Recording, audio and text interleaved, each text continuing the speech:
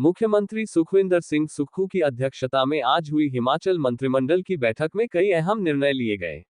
सबसे बड़ा फैसला राज्य सरकार ने स्पेशल पैकेज को पूरे प्रदेश में लागू करने का लिया है।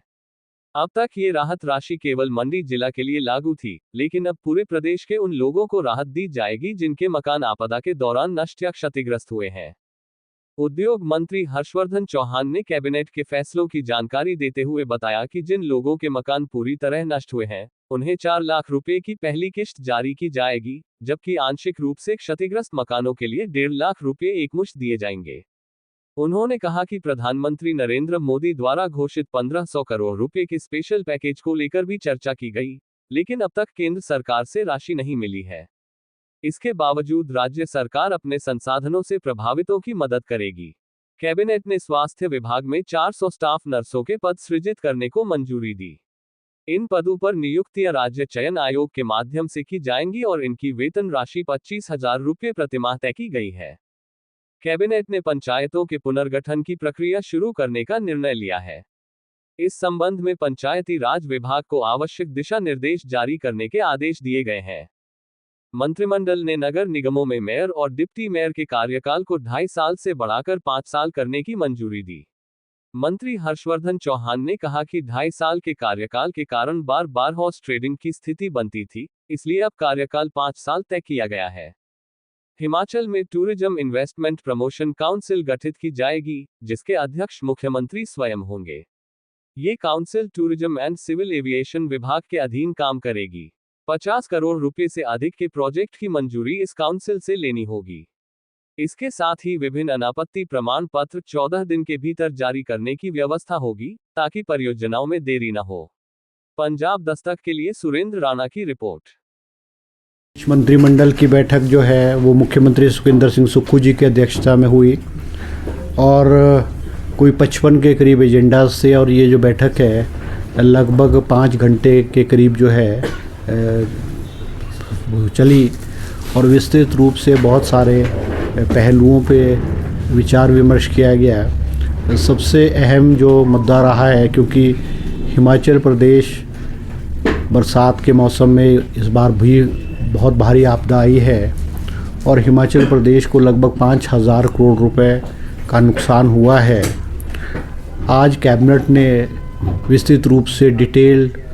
जो है फीडबैक लिया है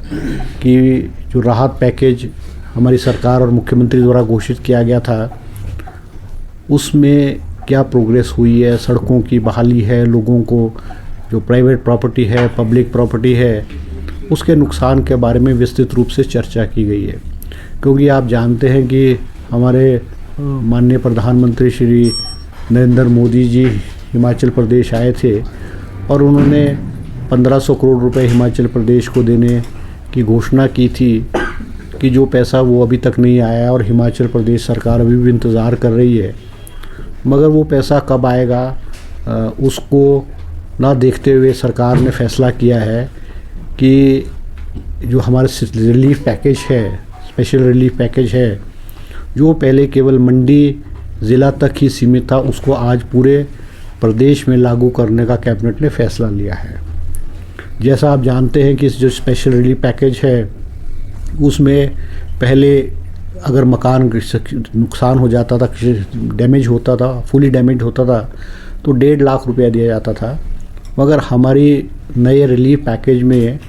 जो कम्प्लीटली डैमेज मकान है उसको 7 लाख रुपए देने का फैसला सरकार ने किया है। और उसमें देखने में ये भी आया था, क्योंकि हम पहली किस्त जो है वो 1.5 लाख रुपया देते थे, मगर आज कैबिनेट ने फैसला किया है कि पहली किस्त के रूप में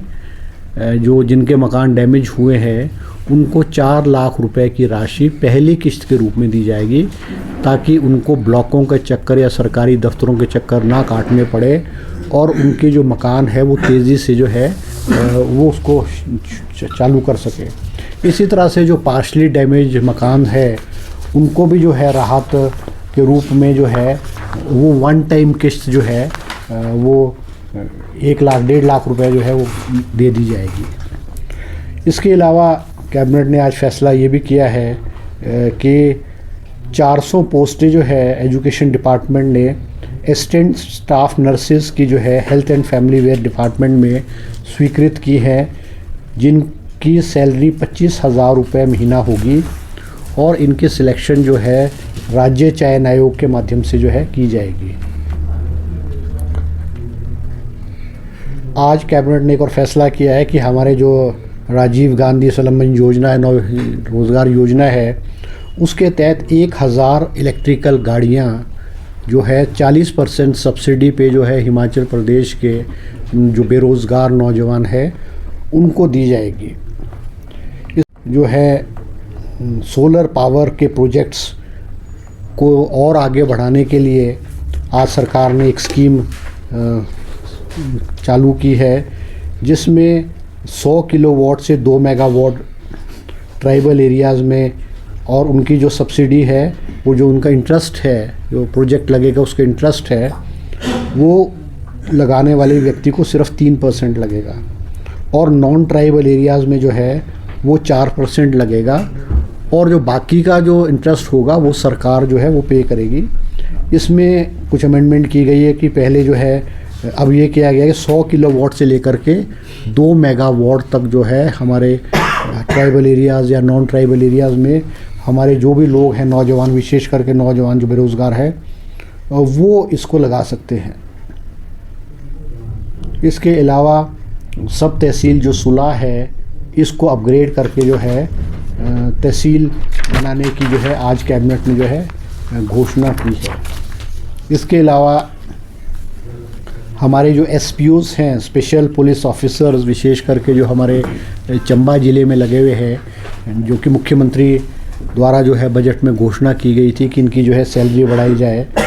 उनकी से जो कि लगभग 510 के करीब जो है लगे हुए हैं, इनकी सैलरी जो है 300 रुपये महीना जो है वो बढ़ाने की जो है कैबिनेट ने आज स्वीकृति प्रदान की है। हमारे जो वाइल्ड फ्लावर हॉल की प्रॉपर्टी है, जो आप जानते हैं कि अब्राइज के पास थी और बहुत सस्ते दाम पे दी गई थी और बहुत लंबे अरसे से कोर्ट में लिटिगेशन चला हुआ था। हमारे सरकार और मुख्यमंत्री के हस्तक्षेप के बाद जो है वाइल्ड फ्लावर की जो प्रॉपर्टी है वो हाई कोर्ट ने हमारी हिमाचल सरकार के फेवर में डिसीज़न दिया है और सरकार ने उस प्रॉपर्टी को टेक ओवर भी किया है, मगर इस होटल को फ़िलहाल चलाने के लिए इसको अपराइज ग्रुप को ही दिया गया है। इस प्रॉपर्टी से लगभग अभी पीछे हमको 400 करोड़ रुपए जो पिछला एरियर था 425 करोड़ रुपीज़ हिमाचल गवर्नमेंट को मिले हैं, जो कि पिछले 25-30 साल से एक नया पैसा भी हिमाचल प्रदेश को नहीं मिलता है।